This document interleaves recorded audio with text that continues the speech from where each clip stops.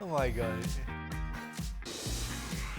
Welcome in then to the latest edition of Extra Time. Thank you very much for all your questions. Is it just me? I've lost communications. Yes, I can't hear anything either. Maybe shall we the end of the world outside. It's up to the four of us. Yeah, let's carry on. Oh, there it is. Oh, There's the music. I have a question. fact, Sorry, we saw yes. during the show at the end that the lap from Manchester City. Yes, Rory. Is that the? Rory Delap's son, yes. Oh, really? The guy with the long throwing from exactly. a stock. Yeah. Okay. From Stoke. All right, good. Yeah, I've got to say a word on my T-shirt today. Yeah, 3 years since Paul Mariner died, of course. Gone, but certainly not forgotten. Maka, did you ever see him and Stevie together? No, I didn't, unfortunately. Man, what a scene. What a scene it was. They basically, obviously, you got your own cubicle, but they chose to sit together. Of course in they the did. same one. It was like the Muppet shows. Yeah, it really was. Balls off and Stadler. You know? Yeah. The things that they'd be watching on YouTube together. Man, God, what a couple. Right then, Craig. The thing is, when they were together, it was a bit like Dumb and Dumber. Yes, yeah, they called each other Jim. That's However, Mara's had a bit more about him than that. Yes, definitely. Yeah. But as soon as he got in Nichols' company, he was dragged suitably right down to that level. Yeah, exactly. Paul. Yeah, Maras would eat lobster and, try different foods. Oh, that's nice, isn't it? Well, Stevie, we're going out for dinner tomorrow night. You say, what will Stevie want? I said, he won't eat. He won't eat. He won't eat. We have to tell our viewers that tomorrow, after what it might be the English defeat, right. we had a lovely celebration with Craig and Stevie at a restaurant all together. Right. And I think you're going to suffer. What if we win and we're celebrating? Yeah, celebrations. It's unlikely. Just because you're bitter. That Schadenfreude will get you. Oh, yeah, okay. Craig, since Scotland beat the Spanish side at Hampden, if Spain wins, does that make Scotland the second best team in Europe? It's a bit like Scotland beating England at Wembley back in the day. Yeah, 1967. That made them world champions. Yeah. I keep saying that, well, not that, but I keep saying how a lot of people talking about how Georgia had such a entertaining tournament, and yet they were in the Scottish group. Right. I think they got battered. They eventually made it through because of the Nations League. Yes. And yet they had this wonderful tournament by their standards. And I'm like, guys, qualification is qualification. Yeah. You know what I mean? At the end of the day, it's what you do when you get there. And don't think a lot of... But good fans, great fans. Well, kept hearing that. Well, actually, there's a guy that I play golf with said one of the guys I play golf with was in Germany for one of the Scottish games, and he said there must have been, I don't know if he's exaggerating, but 100,000 or so in that city, and only 2,000 of them had tickets for the game. Yeah, any excuse to get out of Scotland, isn't it, really? You can understand that. Yeah, no, keep it. He's big mouth right now. Keep it for tomorrow evening. For Frank, we talked about this on the show, end of Deschamps, time to get Zizou in. You said you would sack Deschamps if you're in charge. I never said that, of course, guys, don't listen to that guy. No, I think Deschamps has to be thanked for what he did, but it's true that it might be the time to change something, and Zizou is there. I think really there. So you say it's time to change? It's time. No, I don't say it's time to change. It's time for Mr. Diallo to make a decision and maybe change from an era to another one. So what would you do if you were him? If I was with Deschamps? Well, if I was Diallo?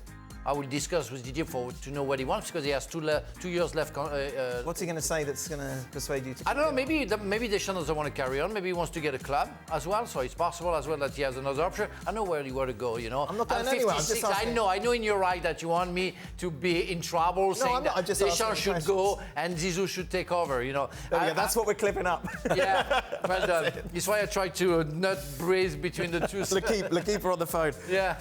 What were you doing when you were 16, Maka? Probably travelling with Liverpool's first team. Right, okay. Yeah. So they kind of bled you in a little bit. They gave you... Yes, I travelled with the first team a lot for a year or so. Any stories you'd like to share from that? As a good boy? From Liverpool's first team? You are absolutely joking, are you? You're travelling as a good boy, or...? Yeah, well...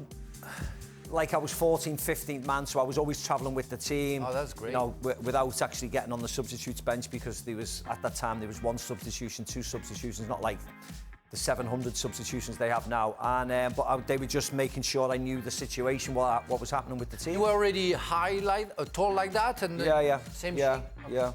Oh, wow. It must be pretty scary, though, Mark. Yes, it was, yeah. You got the dial. But still, all you were doing was learning off the likes of Steve Nicol and everybody else, because they were... a very good example. But they were the best around at that time. Yeah, of course. They were winning league after league after league. And then how old were you when you made your debut?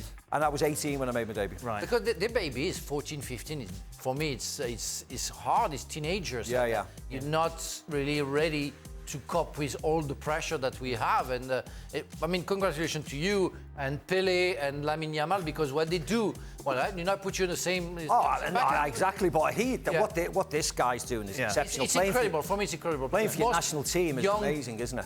Young people at 16 are not ready for that. No. You have to be exceptional to be ready for that. For me, it's crazy. It's the media training.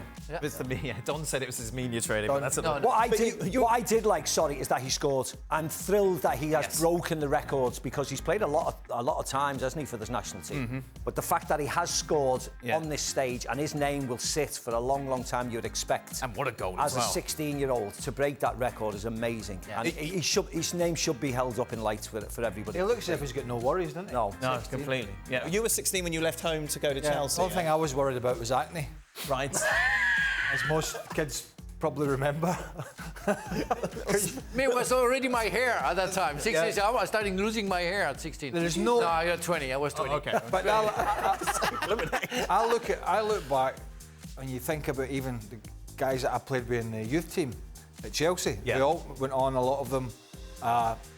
Cundy, Lee, Newton, Sinclair, Duberry, Nathan Blake. There's a big list of guys that all went on to play, and not one of them, myself included, but certainly myself, not one of them could even get near our first team at 16. Never mind Barcelona national team. Yeah. It's just incredible. He's streets ahead, isn't he? Yes. Frank, on a scale of 1 to 100, how frustrating can Dembele be? 100%. I mean, that's what we feel. Because of the talent that he has, it's only frustration who can come out of it. And it's what I felt during the whole tournament. And every time I watched Dembele, again, I nicked him, what a pity. Right. You are very excited every time he touches the ball, because the control is good, because the pace is good. You say he's going to do something special, and say, oh, what a pity. Him, Leroy Sané, for example. I had another one I forgot. All those players that you get excited, and you will never want to see the end of them, because they are exciting, but at the end you don't see much, and that's frustrating. So 100%. To Maka, I've never seen a youngster burst into an international scene the way Lamine Yamal did. Michael Owen comes to mind in France '98. My question is it easy to just play football and not care about anything else? So is that a kind of naivety of youth? Possibly. I think it's harder now. I think Lamine Yamal's probably had more of the fact that he was playing for Barcelona and he's been in the national team for a while. I think with Michael it happened a little bit more quickly in that one particular game against Argentina. But I think it all depends on the mindset of the individual, to be honest. And Michael was rock solid and calm as you like. And this gentleman, or this young kid, this young kid, I think is exactly the same. Nothing seems to faze him. He's got the right type of people around him at Barcelona, and he's got the right type of people around him for the national team. And you just hope that continues. You hope he doesn't get injuries. You hope that they're very careful with him. You don't want to see another Pedri situation or another Gavi situation where they play and play and play and get injured. But now, when you look at this Barcelona team, they're starting to get the remnants of a nice little squad, aren't they? You know, when Gavi's back, when Pedri's back, when he's there. You know, they're talking about Juan Laporta saying they can afford Nico Williams. They can do the numbers. You know, they got Kubasi there. They're slowly but surely starting to get the youngsters in, getting them old and getting them playing in the first team. But I think, you know, the mentality of these young kids must be rock solid, because the rubbish they must read, the rubbish that they must get approached upon, the agents around them circling, offering them this and that and this and that. You have to be very, very secure now in what you do, and I hope that his parents are strong. I hope that everybody around him is strong and he gets pointed in the right direction, because he's going to have a lot of vultures around him now. Does he go to school? Yes, he's just graduated. Yeah. Yeah, he just had his final exam. But the vultures will circle, because the money on offer now, as you can imagine, not just with Barcelona, but with sponsors, with commercial deals, is going to be phenomenal. How's he managed that, though? Sorry, Frank. How's he managed the whole, say, 12-month to 18-month period. What do you footballers do? Like 2 hours training, then you got the rest of... Yeah, but school... No, but they manage the situation. They have for to be him. because some... Right, I know we all look dumb, but some of us have been to school. All right, some of us a bit longer than others. Yes, but school normally lasts from sort of 9 in the morning, or give or take, till 3. And training is somewhere... Football training is somewhere in between. I think you have a tutor. I think he's... So, yeah, they've definitely managed that. He won't be in school from a 9 to 9. No, he's 17 on Saturday. Exactly. Michael Owen was 18 at that World Cup, which seems decidedly old by then. That was it. Do you think more as you get older, and do you resent that? Just look at him. Of course he doesn't think more as he gets older. Do you know what I mean? Because we talk about just going out and playing for fun, but obviously as you get older, you think about things, or maybe you don't. Maybe... No, I think you don't really think through, you know, and you don't realize, in fact, what you do when you are 16, 17, you're happy to play and you go for it. Right. And maybe you don't really realize the amount of pressure you should maybe feel at your age. When you feel it maybe when you're 30, because you have the urgency of doing, or the emergency of doing something maybe for the last time. So you want to be good. You realize as a grown-up, as a grown-up, what you are standing for, and maybe they just play with being innocent, and that's absolutely great. But I want to remind you that nowadays, and we see that lots of time now, more times than before, that those players, they're really prepared even at a young age. They know how it works. They're not scared of that. I've always been impressed by Pele at 17 winning the World Cup, playing with Didi, Vava, Garrincha. Those guys was a number 10, as a real number 10 at this age, scoring goals, saving Brazil in a way where he wasn't prepared, that physically, psychologically, you had nothing. For me, that was a fit. I'm an admirer of Lamine Yamal, like I was of Kylian Mbappe when he started in Monaco. But I think they're more prepared for that. Right. Because of the academy, because of the people around them, already the agent. The support. Yeah, well, when Kylian Mbappe became a professional, he was 9 years old, almost. Right. He knew that he would be doing that. That good, yeah. He was prepared for that. He's still fit, he's still extraordinary, fantastic, sorry, but I really think that is not as exceptional as I presume if he wins it, he will be the youngest to win it, will he? I presume.